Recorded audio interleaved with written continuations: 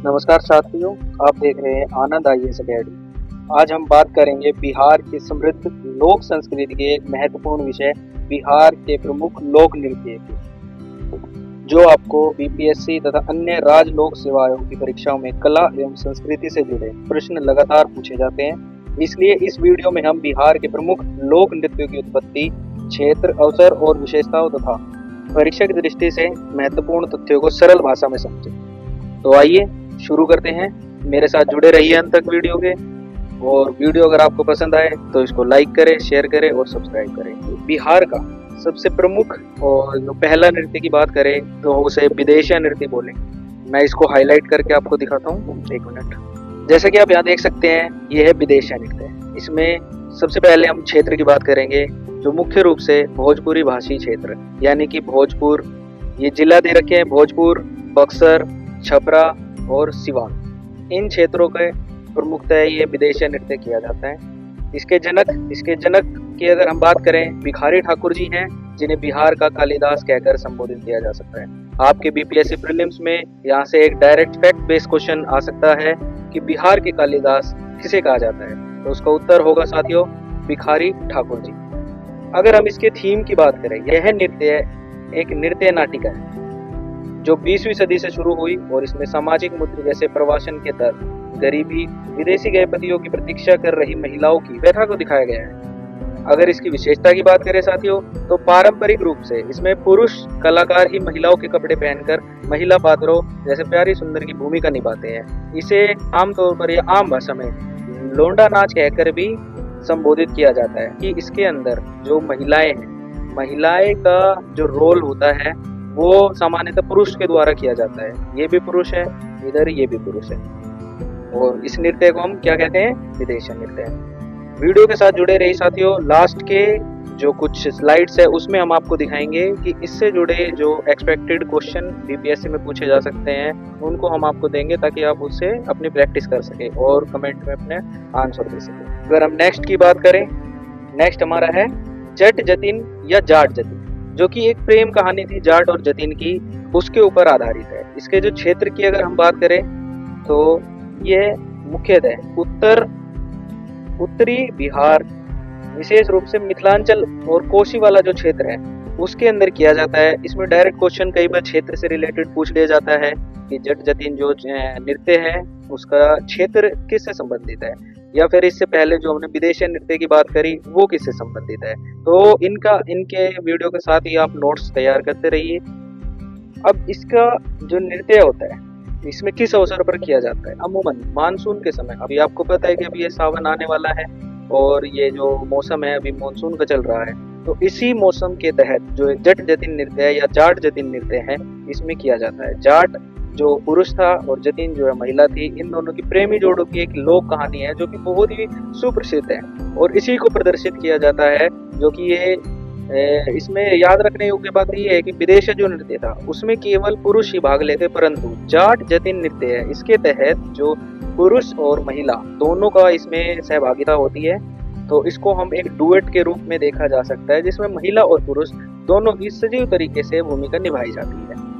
हमारा अगला जो सुप्रसिद्ध लोक नृत्य है बिहार का वो है जिजिया नृत्य। तो ये भी मुख्य रूप से मिथिलांचल वाले एरिया में किया जाता है, परंतु जिजिया नृत्य जो होता है उसका जो टाइम होता है वो दुर्गा पूजा या नवरात्रि के समय में किया जाता है। इसको आप नोट डाउन कर ले। उसके बाद धार्मिक सांस्कृतिक संदर्भ की अगर हम बात करें तो इससे जो जुड़ा हुआ एक प्रथा या एक सांस्कृतिक जो संदर्भ है इसके झिझिया नृत्य के साथ जुड़ा हुआ, वो हम यहाँ देख सकते हैं। ये मूल रूप से एक अनुष्ठानिक नृत्य है। कहने का मतलब ये है कि जब गांव में सूखा पड़ जाता था तो जो ग्रामीण महिलाएं हैं वर्षा के देवता भगवान इंद्र को प्रसन्न करने के लिए यह नृत्य करती थी, ताकि भगवान इंद्र प्रसन्न हो, उनके गांव के अंदर वर्षा की जा सके। इसकी जो नृत्य शैली में महिलाएं क्या करती है, महिलाएं आप जैसे देख सकते हैं झिझिया नृत्य है, ये मैंने यहाँ फोटो भी लगाई हुई है। झिझिया नृत्य में महिलाएं अपने सर के ऊपर एक मटकी रखती है जिसमें छेद होती है, ये छिद्रों वाला घड़ा होता है, जिस मिट्टी के बर्तन का बना होता है, जिसके अंदर एक जलता हुआ दिया रखा जाता है। मान्यता है कि नृत्य के दौरान कोई डायन या बुरी नजर उस दिए को बुझा न पाए। तो इसके झिझिया जो नृत्य है जिजिया नृत्य की एक धार्मिक अपनी एक प्रतिष्ठा है, जिसके अंदर जो महिलाएं हैं मिट्टी के घड़े को अपने सर के ऊपर रख के नाचती है और इसके अंदर मिट्टी के घड़े के अंदर छेद होता है ताकि ऑक्सीजन पास हो सके और दिया जो है वो बुझे ना, दिए को जलाया जा सके, कंटिन्यू मतलब वो जलता रहे। और दूसरा उसके अंदर एक संदर्भ होता है कि जो डायन है, जो बुरी नजर है, उस दिए को ना बुझा पाए। तो इसका जिजिया नृत्य जो है ये बेसिकली जो है हमारे एक धार्मिक संदर्भ से जुड़ता है कि भगवान इंद्र को प्रसन्न करने के लिए महिलाएं इस नृत्य को करती थी। अब हम चलते हैं अपने अगले नृत्य की ओर। तो साथियों, हमारा अगला जो नृत्य है वो है झुमरी नृत्य। झुमरी नृत्य भी जो है मिथिलांचल क्षेत्र के तहत आता है। ये क्षेत्र को देखना बहुत ही अति आवश्यक हो जाता है, क्योंकि कई बार जो बीपीएससी है वो सूची बनाता है, सूची के बनाने के साथ साथ वो एक तरफ जो है नृत्य दे देगा और एक तरफ जो है क्षेत्र दे देगा, फिर उसमें मिलान करवा लेगा आपको। तो साथियों, इसके अंदर आपको क्षेत्र भी साथ साथ में देखते हुए चलना है कि कौन सा नृत्य किस क्षेत्र में किया जाता है या किस क्षेत्र की जो है प्रमुखता है। अब अगर हम इसकी अवसर की बात करें, यानी कि ये किस समय किया जाता है, तो उसकी बात आ जाती है अश्विन महीने के बाद, जब कार्तिक मास आता है, यानी जब आसमान साफ होता है और पूर्णिमा की रात को यह नृत्य किया जाता है। तो इसमें जो नोट करने वाली बात है वो है पूर्णिमा की रात। पूर्णिमा की रात को यह नृत्य किया जाता है, जिसमें केवल विवाहित महिला द्वारा ही यह नृत्य किया जाता है, यानी कि इस नृत्य के तहत कोई भी अविवाहित महिलाएं इसमें कोई भाग नहीं लेती, इसमें केवल विवाहित महिलाएं ही भाग लेती है। तो इसकी तुलना हम गुजरात के गरबा से कर सकते हैं। जैसे गुजरात के अंदर गरबा बहुत फेमस है, गरबा जो वहाँ पे विवाहित महिलाओं द्वारा किया जाता है, और उसको हम अपने यहाँ बिहार के झुमरी नृत्य से जोड़कर देख सकते हैं, जिसमें अच्छे भाग्य, खुशहाली और ऋतु परिवर्तन के जश्न का प्रतीक, यानी खुशी के माहौल में किया जाने वाला नृत्य है, जो कि बिहार में झुमरी नृत्य के नाम से सुप्रसिद्ध है। तो साथियों, अब चलते हैं अपने अगले नृत्य की ओर। अगला जो नृत्य आता है हमारा वो है पमरिया या सोहर खिलौना नृत्य है। पमरिया या सोहर खिलौना नृत्य है। अब साथियों, इसमें जो है एक बहुत ही रोचक चीज है कि जो ये जिस अवसर पे किया जाता है वो अवसर है हमारा यहाँ पे परिवार में जब बच्चे का जन्म होता है, और या विवाह के समय, जैसे मतलब शुभ अवसर होता है, जैसे विवाह हो गया या बच्चे का जन्म हो रहा है परिवार में, तो उस अवसर पर यह नृत्य किया जाता है।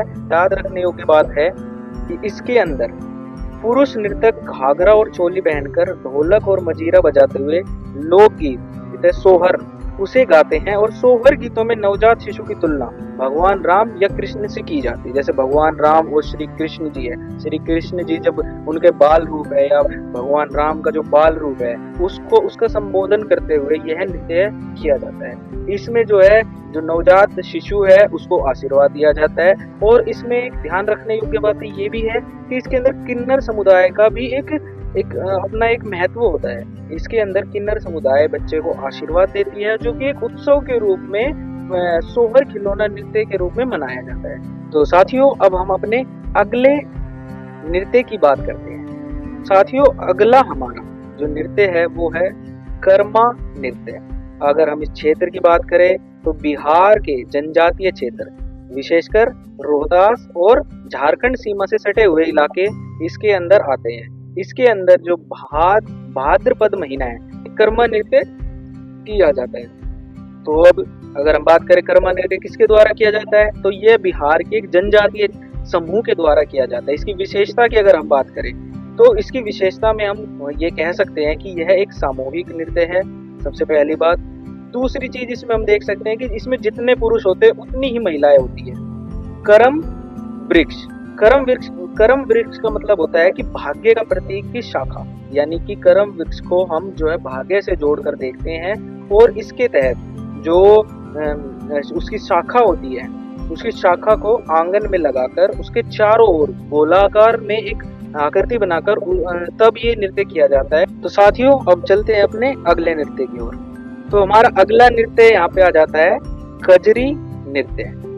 कजरी नृत्य कब होता है? जब सावन का महीना होता है, यानी कि मानसून वर्षा में। अब आप कमेंट में बताइए, कजरी नृत्य के अलावा दूसरा कौन सा ऐसा त्योहार था जो कि मानसून वर्षा के तहत किया जाता था? अगर हम इसमें विशेषताएं की बात करें तो महिलाएं सावन की फुहारों, जैसे हरियाणा के अंदर तीज का त्योहार होता है, कजरी त्योहार उसी के भांति है। कजरी त्योहार में जो सावन की फुहारों के बीच मयूर की तरह थिरकती है और भीजत आवे दिनिया हो रामा जैसे कजरी गीत गाए जाते हैं। तो इसकी कजरी की विशेषता क्या है कि ये सावन ऋतु में गाया जाता है। आप इसी चीज को नोट रखें कि सावन के महीने में कौन सा नृत्य किया जाता है, तो वो कजरी नृत्य। और किसके द्वारा किया जाता है? वो किया जाता है महिलाओं के द्वारा। साथियों, जैसा आपने अभी देखा, हमने लगभग 7 से 8 बिहार के लोक नृत्य को यहाँ पे कवर किया है। उनसे रिलेटेड अब मैं यहाँ पे कुछ प्रश्न डाल रहा हूँ जिसको आप देखें और इसका उत्तर जो है कमेंट बॉक्स में दें। आपका पहला प्रश्न यहाँ पे ये है, बिहार के प्रसिद्ध लोक नृत्य विदेशिया के संदर्भ में निम्नलिखित कथनों पर विचार कीजिए। यहाँ पे मैंने 3 यहाँ पे स्टेटमेंट दी हुई है और ये ऑप्शन है आपके पास, तो कमेंट में बताइए इसका उत्तर। वैसे मैंने यहाँ पे उत्तर दे दिया है, बट आप भी इसको अपनी तरफ से करें और इसका उत्तर जो है कमेंट बॉक्स में लिखें। आपका अगला जो यहाँ पे प्रश्न है वो आप देख सकते हैं इस टाइप से। ये जो फॉर्मेट है, ये पैटर्न जो है बीपीएस से फॉलो कर सकता है कि इधर सूची देते हैं कि नृत्य है और दूसरी सूची देते हैं कि क्षेत्र कौन सा है, और इसको मिलान करवा के आपसे पूछ सकता है। तो ये आपका दूसरा प्रश्न है। और तीसरा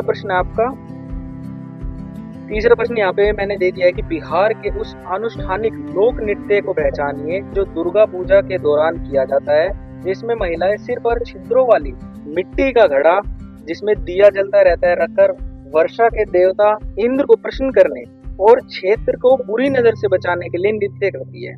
तो ये आपका आज के लिए मैंने सारे नृत्य आपका कवर करा दिए हैं और जितने भी आपके जो प्रश्न हैं मैंने दे दिए हैं। अब आप इसको पूरा देखें। अगर आपको कुछ समझ में नहीं आए तो कमेंट में आप बता सकते हैं। और आनंद आईएएस अकेडमी के साथ जुड़े रहिए, चैनल को सब्सक्राइब करिए, शेयर करिए और लाइक करिए। आपका बहुत बहुत धन्यवाद।